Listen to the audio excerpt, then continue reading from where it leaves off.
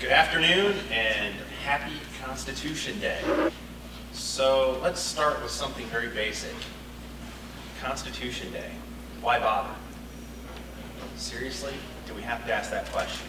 Perhaps one of the single greatest and most formidable documents in the history of man is the United States Constitution. Countries around the world have copied our Constitution. Perhaps not word for word, but in much of its content. Now, today's focus won't be on the total document itself. Today's focus is on current issues in the First Amendment, predominantly free speech. So, when we talk about free speech, what is it? Well, let's start with the basics. Congress shall make no law respecting the establishment of religion, or prohibiting the free exercise thereof, or abridging the freedom of speech, or of the press, or of the right of the people to peaceably assemble and to petition the government for redress of grievances. Again, a lot of legal discussion, jargon, whatever you want to call it. Abridging the freedom of speech. Is today one of the most controversial times that we have faced in free speech? Some say yes. I see some head nods. Some of my current students are afraid that if they do any motions at all, they're going to get called on. They're correct. Is it though? Or is that simply our generational arrogance? And what do I mean by that? Every generation faces free speech issues. Every generation has said, oh, free speech is under attack. Every generation has challenged the government. Are our challenges different right now? Sure. We are not challenging a war, which we'll talk about in a little bit. We're not challenging the government in terms of what it's trying to do to its citizens. Perhaps some of us are challenging the government in what it's doing to non-citizens. And others are saying, well, wait a minute.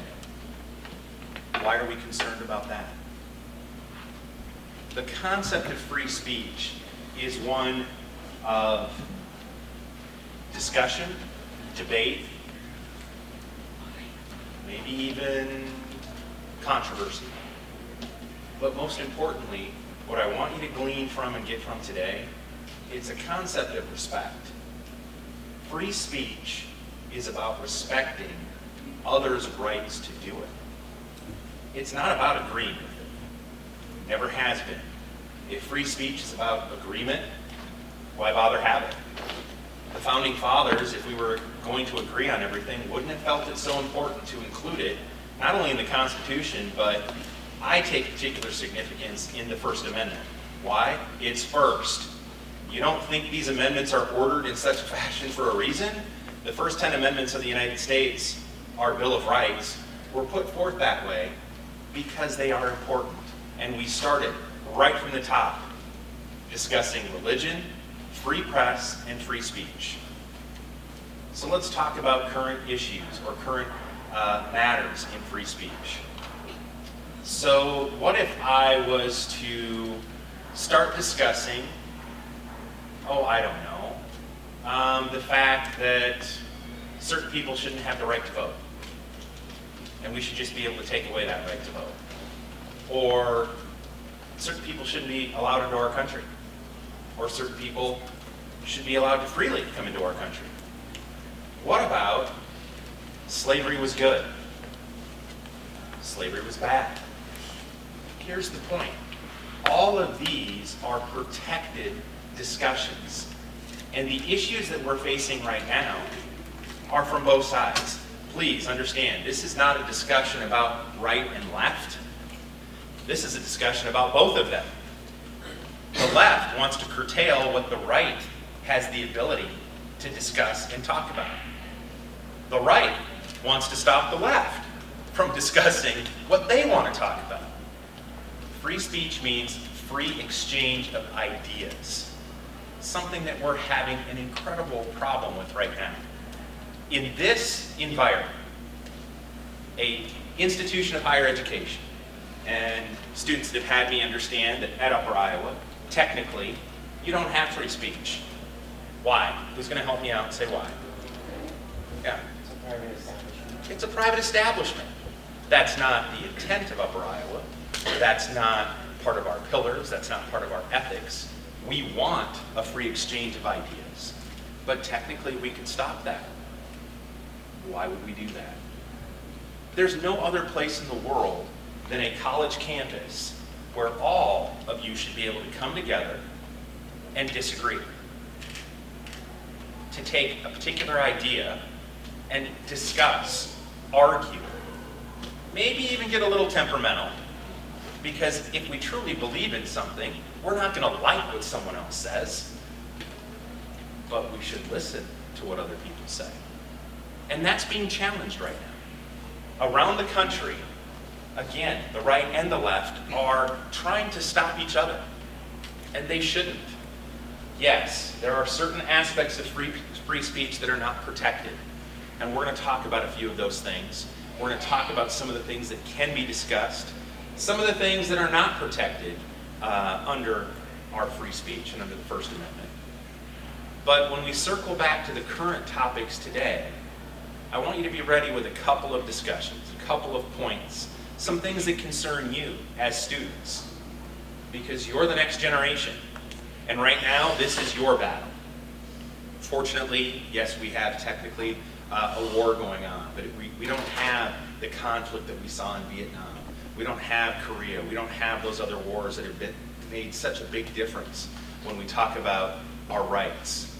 So let's talk about a few things as to what is free speech. Does anybody have a problem with the fact that we have to define it?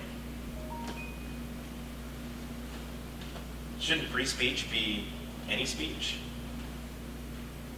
Why not? Got some head shakes. No. Hate speech. The Constitution doesn't specifically say hate speech, does it? No. But why should we have a protection or a prohibition against hate speech? Yeah, and this is the balance. Yeah. Speech that can directly lead to the death of others, like for example, treason. Sure, and threats. We want to make sure we balance your individual right with other individual rights.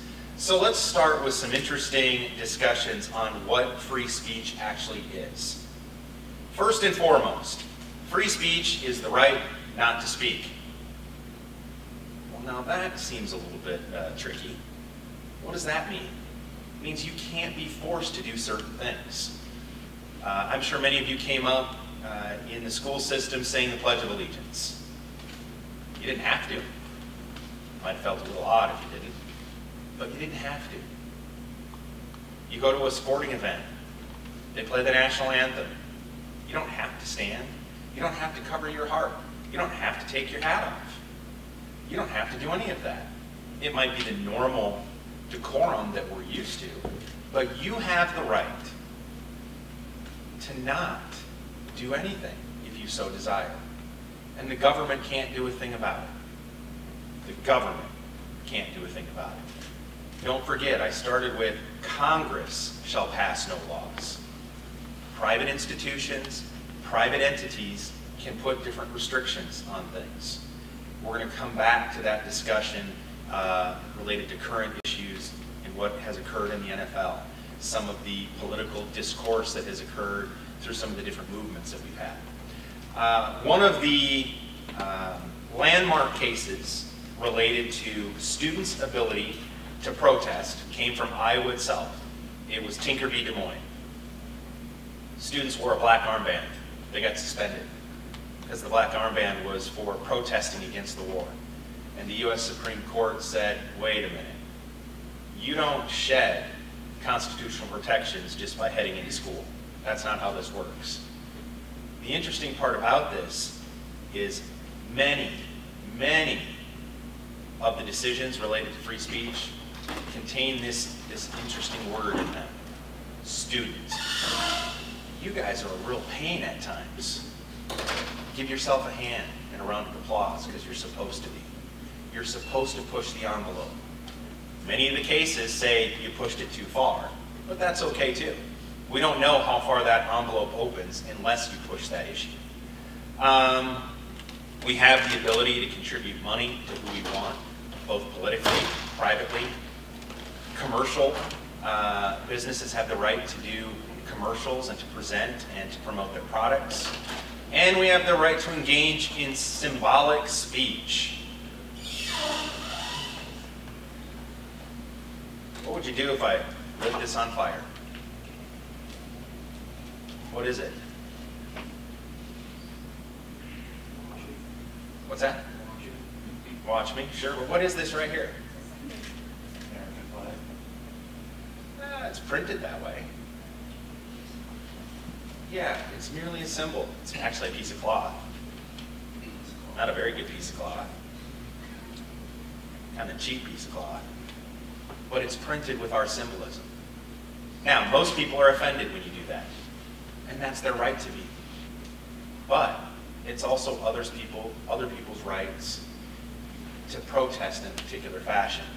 Interestingly enough, though, back in 1998, it was deemed not to be free speech protected to burn your draft card. So, you can burn the flag, but don't burn your draft card. Why the difference? I think today, if we instituted the draft, I think that case would probably be revisited. At that time, it was the consideration that the draft card itself was an official government document. Technically, it's illegal for you to burn money. You're college students, I'm sure most of you don't want to waste that money anyway. But you can't burn money. That's defacing government property, even though it's yours. Now let's talk about some of the things you can't do as students. Freedom of speech does not include the right to permit students to print articles in a school newspaper over the objections of school administrators. Yeah, you guys took a shot at that one and you lost. Most schools, though, allow you to do exactly that. Of students to make obscene speech at school-sponsored events. That was probably appropriate. How do we know? You guys tried. Maybe you shouldn't have tried. Maybe you're not supposed to do that. And the Supreme Court said, yeah, we have a limitation on that. And this is one that I find rather interesting. First of all, that it made it all the way to the U.S. Supreme Court. Free speech does not include your right to advocate for illegal drug use at school-sponsored events. You just should have known better on that one. But we don't know until we try. So, let's talk about today and today's issues. What is the problem that we're facing today? Someone. Politics, right? We have this huge divide between different sides, and it's affecting free speech. But is it affecting it any more so than when people protested a war, when people protested other government policies, anything like that? Is our free speech challenge today different than what we've done in the past? Yeah. I feel like it is, because this is more like challenging free speech itself versus using free speech to challenge a different issue. Okay. And what do you mean by challenging free speech itself? Because it's like you said, both sides are trying to stop the other in terms of like, I don't know, like communication, discussion, whatever, on their opinions and views. And then it's a free speech issue on their free speech. Yeah, that is a very good way to put it, actually. The practical reality is, over the years, the free speech discussion has always been, hey, government, you can't stop me from saying or doing something I want to do. The current discussion, and what makes it much more challenging, is we actually have state legislatures, Congress, the federal government, trying to truly curtail what other people do. And what I mean by that is the right and the left again. We have this battle trying to suppress speech, and we just can't let that happen. that shouldn't be anything remotely appropriate. And it's going to be a very big challenge for the Supreme Court as these laws start coming up. And how do we stop that from occurring? All of you. One of the biggest or single easiest ways to stop it is to have an appropriate discussion. And that appropriate discussion is to respect the other side. I want to play a real quick clip that we can discuss. Some of my other students have seen this before. The first commandment says, honor thy father. No, it doesn't. Toby, It doesn't. listen to No, and if I'm going to make you sit through this preposterous exercise, we're going to get the names of the damn commandments right. Okay, here we go. Honor thy father is the third commandment. Then what's the first commandment? I am the Lord your God. Thou shalt worship no other God before me. Boy, those were the days, huh? Good afternoon, Mr. President. Al, what do we got here, CJ? Well, we've got some hot tempers, Mr. President. Mary. Mr. President, I'm John Van Dyke. Yes. Reverend? May I ask you a question, sir? Of course. If our children can buy pornography on any street corner for $5, isn't that too high a price to pay for free speech? No. Really? On the other hand, I do think that $5 is too high a price to pay for pornography. Why don't we all sit down? Now, let's not, CJ. And if I'm going to make you sit through this... What is that little clip about? In this clip, it's from a show called The West Wing. That was President Bartlett that came in. And what he was able to do is something I want all of you to be able to do. He respects the rights, doesn't agree with, but he's able to say, look, there are things that we have under our Constitution, under the First Amendment, that we don't agree with, but we have to deal with it. And it's how you deal with it that all of you can make a difference. All of you can make a difference in this discussion of what free speech truly is and how it's going to be. That discussion doesn't have to be because your roommate or your suite mate or another classmate has a view that's different than yours and you just don't want to hear it. And I don't agree with it, I don't want to listen to it. No.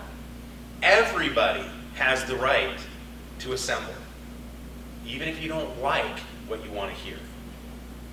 But guess what?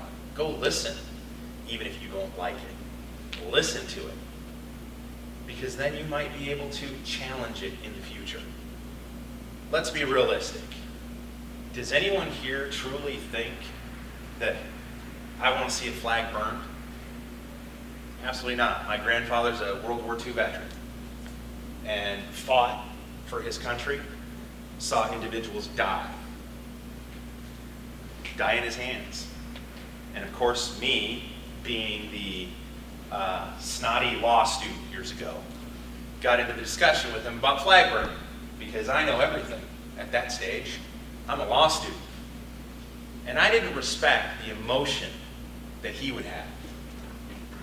But he also didn't respect my thoughts. And through a discussion, an argument, and a little bit of yelling, we both came to understand that many people fought and died, but what they fought and died for was the right for people to protest in that fashion. It's a right that you have.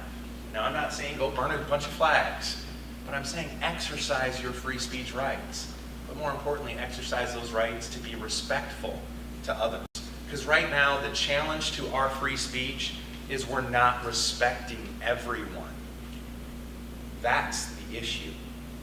We have to look at another argument and say, yeah, I don't like it. I don't agree with it. Doesn't mean you start yelling. Doesn't mean you try to shut that person down from being able to say something. Because we have parameters. Hate speech isn't allowed. You have every right to protest against and try to stop what you believe is going to be hate speech. Absolutely. But just because you don't agree with a particular idea. And it's incumbent upon all of you to use your voice, to use your abilities when it comes to free speech. And let everybody know, hey, we're just not going to sit back here and let you adults, Not that you're not adults, but you're younger adults at this stage. And some of us have gone astray. Use your free speech ability to bring us in. Gather yourselves together and have a discussion that we can agree to disagree. And that's what that clip is all about. It's absolutely all about that. I want to make sure you guys have an opportunity to eat. So the last thing that I want to discuss briefly, and it is this social media component that we have today. I like to refer to them as keyboard bandits at times. The folks that come in and post a little blurb someplace. All of you are very familiar with social media.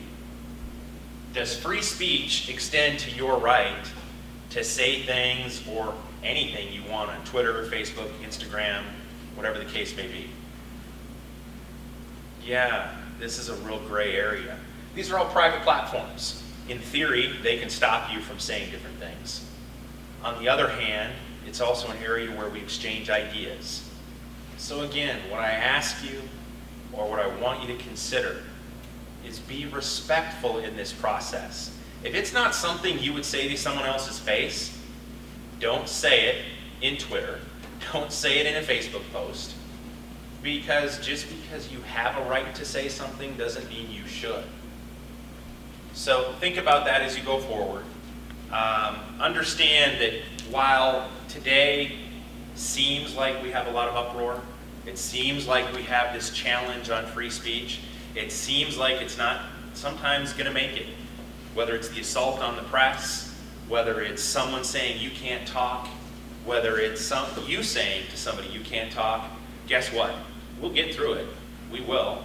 And someday, 20-odd years down the road, when your kids are sitting in a room at Constitution Day, there's probably going to be a different challenge when it comes to free speech. Because there's always going to be a challenge related to that. Any questions? Yeah. Didn't say like Twitter, Facebook, those social private sites that can like limit the type of things that you should or able to say. What if it goes into a political view or just like a view that's not like terrible or bad in like other cases? Like say I go on Twitter and I say I hate Republicans or something like that, and they remove it or they send something just because I was putting my opinion of a political view and just a broad term I just don't like. Okay. Is there any stuff I can say about that? Not really. Again, free speech and your ability to have it is whether the government can suppress your right to free speech. And this is the challenge. At what point in time does a private entity become so public that they shouldn't be able to shut down what you say? And that might be our next real big challenge. Facebook, Twitter, things like that, while private entities, they're certainly censoring, and YouTube, censoring what content is in their platform. Are they always going to be able to do that? I don't know the answer to that question. Right now they can. Under the Constitution, they should always be able to. But I can assure you our founding fathers didn't ever think that we would have this type of platform to communicate on. Much less did the founding fathers ever think that we'd have a popcorn machine and had no idea what a cell phone would be. They didn't even know what the telephone was. So I don't know where that's going to head, but I do think it's going to result in numerous challenges in the future. Because should what you post, if it doesn't rise to the level of hate speech, and saying you hate a particular party isn't hate speech. Hate speech is more specific than that and greater than that.